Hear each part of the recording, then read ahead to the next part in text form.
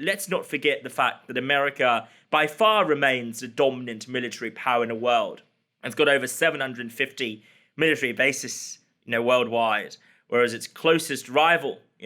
including, of course, China, and many of its closest rivals could barely count as having 1/100th of that in terms of actual official numbers, or indeed a 1/7 of that, even if you were to count all the sort of unofficial and the tacitly countable numbers, which I see as somewhat spurious anyways. In short, by extent of span, of reach, of intensity, and also total military spending in absolute terms, America leads. Financially, again, this talk of de-dollarization gets a lot of people very excited and hyped up, and myself sometimes included. I too want to see a world where no country ought to fear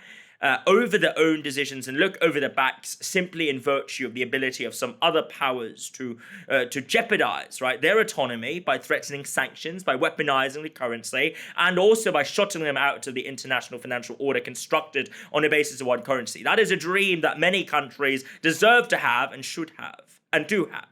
And yet, in practice, the American dollar remains the preferred choice for the global reserve currency for now in 2025. We'll see what happens with the bond markets, and also if Donald Trump's tenure is sufficient in upending this. But I certainly think that as it stands, America still leads, on that very front in being the source and provider of the greenback, which is something that folks would turn to independently of any further ties, and also of its being cashed out in terms of or relative to some underlying commodity. Ever since Nixon undertook that radical move, right, of establishing a clean breakaway from the gold standard, the American dollar has basically largely been a default currency by fiat, not by its ties and tethering to gold, but instead, by fiat,